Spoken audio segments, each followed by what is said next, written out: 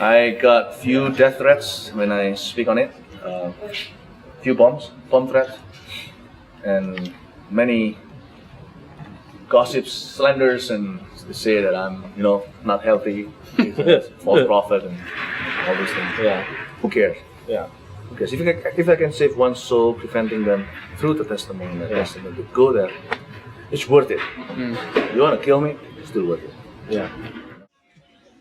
It was on January the 1st, 8 years ago, year 2000.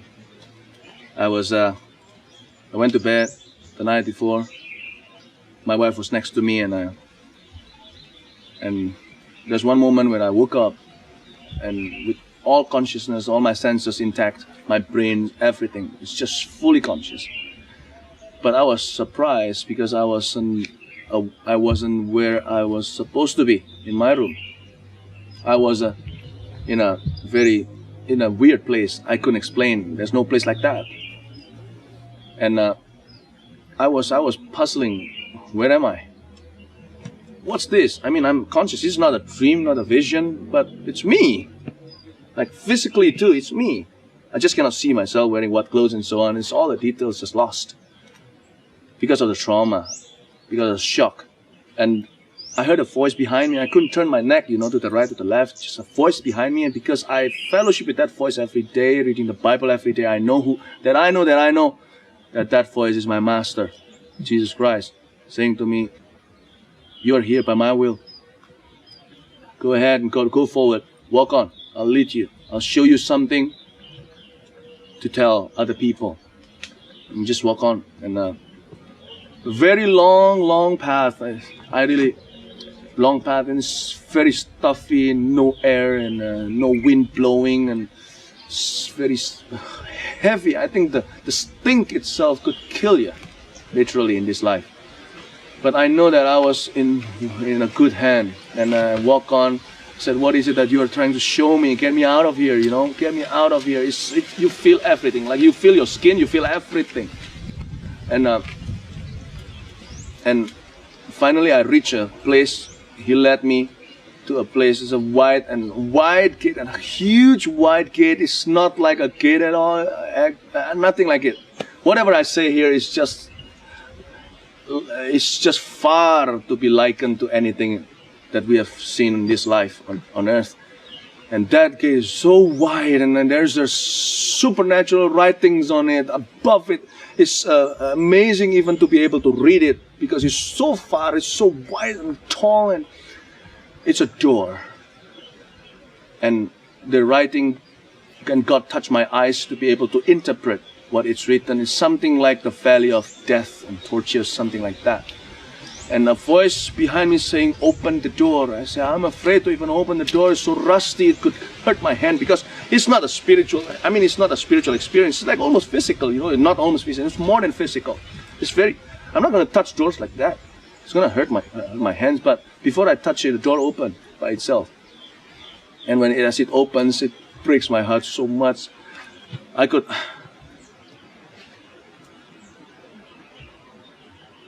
could hear all those. I could hear people, voices of human beings, crying for help and cursing, everything, you name it. And it's not clear anymore. So many people, and gnashing of teeth, and the heat the darkness just came out. It's not like darkness, like there's no light and this is darkness. The darkness is a force, and it's a reality. It's feeling the wrath of God in the air.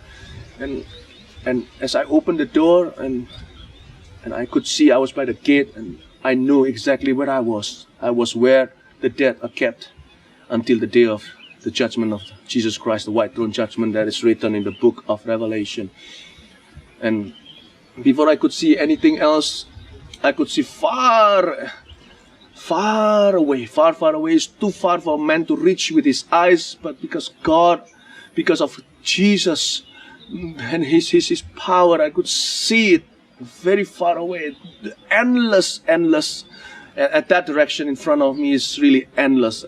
And I could see smoke billowing up and it was like there is a glow of fire, though I could not see the end of the fire. It must be, the valley must be very deep, and the lake must be deep. It must be a lake of fire or something, and it's it's so huge I could only see the smoke billowing up, and I begin to see a lot of tortures happen, and I reminded what is written in the book of Revelation, that no one has been thrown into that lake of fire, not the devil, not human beings who died and perished in his sin, no one until the throne of the white throne judgment of Jesus Christ. So I know where I'm standing at is by the gate of death, where I see so millions, and only God knows the numbers. It's a lot, trust me, a lot more than people who go to church for sure. And I saw people being tortured by the free demon spirits that are although condemned, but they are not yet judged and not yet bound, not yet thrown into the lake of fire. And these human beings, these dead people, trust me, they are not dead at all. They are alive, and more alive than they thought, than we think. And they are tortured day and night by the spirits and that they serve them in their lives with their sins. And this is pay up time. This is not judgment time, this is just pay up time, These spirits own them forever. And these spirits, these devils, demon spirits, and this devil, and all these cursed, dead people who perish in their sins, gonna be thrown to the lake of fire. And I could see all kinds of torture there. People are tortured according to their sins on earth. Not because it's God's judgment. God's judgment is fair, but this is like a playtime for the devil.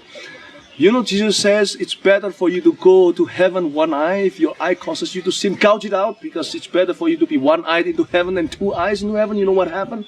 If you sin with your eyes, then your eyes are the play toy in that torture chamber. Not even a chamber, it's too small. Chamber is too small. And if your hands causes you to sin, one of your hands just causes you to sin, just cut it off. It's better for you to be one-handed into heaven than two-handed. I saw all kinds of torture, and people are, oh gosh, oh have mercy. All I did was I just said, have mercy, Lord, have mercy. I almost died witnessing all that, and I didn't die because of God's strength. And if it were not God's strength, I would have died in my sleep, and people would have thought I got a heart attack or something. Yeah. And after that experience, I woke up in the morning. I got pain all over my body. I threw up almost every day. Just thinking about it, it's so traumatic. Especially if people ask you how to tell a story, that would be like killing you again and again and again. And 9 months after that, I did the first crusade. It was after a lot of bargaining with God. God told me, Holy Spirit urged me to do a crusade and share a testimony. I said, what? I don't want to. I don't think I could, Secondly, I don't want people to think I'm crazy. I've been called false prophet. I've been called theologically unhealthy preacher, whatever. Lord, if you love me, don't tell me to do this. It's bad enough, you bring me there. It's bad enough. Why don't you bring like this guy and that guy? Why don't you bring me? And I obeyed anyway. And in that crusade, I preached very simply, and a lot of people came and ran to the front to receive Jesus. I didn't do that altar call in this way. Who wants to receive Jesus? All eyes closed, all heads bowed, Nothing wrong with that style, but I don't do that. Because of the emergency. You know what? Preaching the gospel is emergency, it's urgency. It's not a joke. It's not manipulation. It's not a business, come on, it's not all that. And I don't care anymore. I obey the Lord, even if I have to die. People will kill me because people didn't like me, especially here in Indonesia. If I die, it's a gain. But if I can save one person from going there, not me, but Christ can save through my testimony, through the Word of God, it's all worth it. And people just ran forward and receiving Jesus. And I saw about 7 young men up there on the second floor as they're listening to my sermon. They were joking with each other as I was sharing this. And as I was giving the altar call, people just come forward for just a few seconds. I don't give them much time. And those 7 people just talk with each other, seemingly like mocking what my testimony. I don't take things like that personally, because it's not me they reject. Suddenly I get my first vision in that crusade. I got a vision, these 7 people willingly holding hands together jump into the lake of fire, and that broke my heart apart. Although about some thousands of people came to Christ in that 3 nights of crusades, but still cannot heal my heart. I know that those 7 people have hardened their hearts, and I don't think in any other crusades or in any other witnessing effort by their friends, if they hear something as hard as hell, they cannot change. They will not change at all. And how about the people in the Western world? Hell is a fantasy. Hell is just a word. Go to hell. Do you know what you're talking about? And hell is just a story, you know. It's not real. It's made up. It's up to all of us what to believe. But I always have this belief. I share this, believe it or not, my hands are clean. Whether people believe or not believe is not in my control. As long as my hands, I know I'm clean, my hands are clean from your blood. You make your own choice. I've done my part. Yeah. And I knew that we are not to take sin lightly. We are to be judged according to our deeds. And Jesus Christ died as a horrible death. There must be something horrible in death for all human beings to experience, for such a love to be sent from above to die a horribly and embarrassingly humiliating death like Jesus did on the cross. We must not take things easily, take sin easily. And yeah,